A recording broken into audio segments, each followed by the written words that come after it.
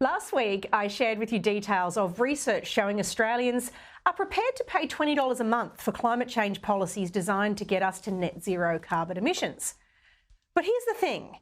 The climate policies in place right now are costing an average household hundreds of dollars a month, not 20. So I was concerned that there's a mismatch between the desire of Australians to do what they think is the right thing here and their understanding of how much it's going to cost to do it. Everybody wants the virtue, but there was a real mismatch between what people think they want and what they're prepared to pay for it. Check this out. We're talking with people on the street today about carbon emissions. Do you want to see Australia move quickly toward net zero? Yeah, as soon as possible, but as long as it's managed properly, I guess, yeah. Oh yeah, definitely. Yeah, we're in a time and age where we're a little bit behind using fossil fuels and digging stuff out the ground. It's really a shock to how we're building the planet. I think it could be a good thing. What else can we do? What's another way around it?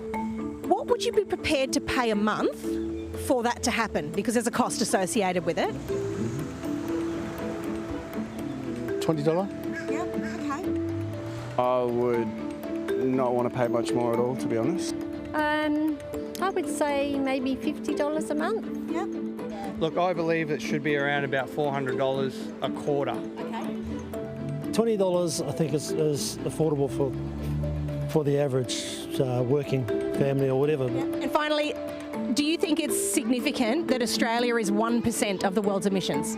I reckon it's underneath that, 100%. But I reckon the amount of carbon to produce the green emissions that they're trying to get now, I reckon it's tenfold what they're actually saying. Australia accounts for 1% of the world's global emissions, roughly, smidge more than 1%. Do you think that given other countries have their emissions going up, we should be taking drastic economic action to bring ours down if others aren't doing their bit? Well, that doesn't seem fair, does it? But to me, I think Australia does their best. I learned from these chats that there's a real opportunity for those people who think Australia's response to climate issues is out of balance with concerns about the cost of living and the ongoing viability of key industries like agriculture, mining and transport.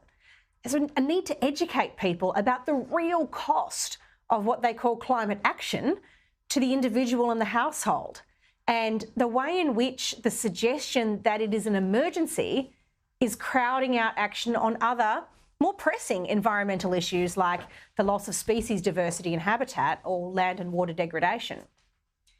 There's what you could call a trade-off denial going on in our community. And that's not the fault of any of the people I spoke to. It's incumbent upon those people in the political space to crunch the numbers on what this really costs and help our community understand.